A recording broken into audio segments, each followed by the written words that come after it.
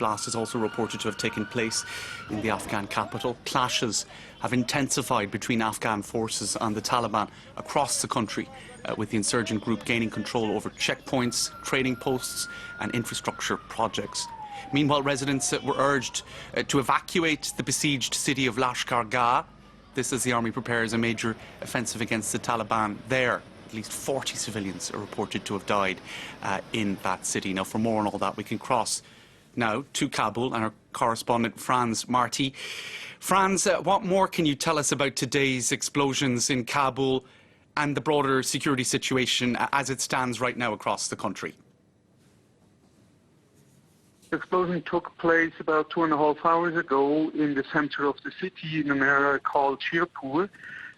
It is not a closed-off area, so the street where it took place is like open to traffic. It's not that like there would be special checks there. The apparent target was the house of the acting defense minister. It seems, although that is unclear, and after the explosion, there were apparently at least 2 assailants who then started to attack the house. And they have apparently been killed. This is just a few seconds old from the Ministry of Interior Affairs. The other explosion that were reported, it's not 100% clear, but it seems that they came from the same place, meaning that attackers either use grenades or maybe suicide vests. No one has claimed responsibility so far. The target would, if it was the house of the minister, would rather suggest the Taliban, but this is speculative at this moment. Okay, and is it fair to say, Franz, it seems to be the case that the Taliban have been emboldened by the imminent withdrawal of American-led forces scheduled for the end of this month. What are the chances at this stage, what are you hearing at least in Kabul, of the chances that their gains could be consolidated, or is the Afghan army likely to be able to maintain control? Certainly they have been emboldened. If one looks like soberly at the situation, in March, April, American international forces haven't done much in Afghanistan in operations. So like in May, when they began to withdraw, May, June, it wasn't that the situation on the battlefield was all of a sudden different.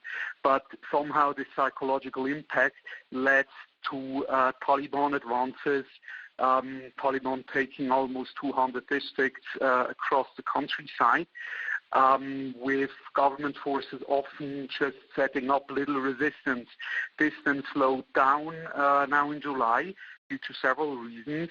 And then in the last few days we have seen that the Taliban have attacked provincial capital, something that they more or less restrained themselves from doing before, which seemed to indicate like a change in Taliban tactics or strategy. However, for example, in Lashkar Gah, the situation looks bad. The Taliban have captured most of the city, but the government is putting up a stiff resistance. So like this notion that the Taliban can just overrun also provincial capitals and take the whole country easily, this has been disproven like during the past few days. It should also be remembered that the Taliban have suffered heavy casualties, so this doesn't come easily to them either.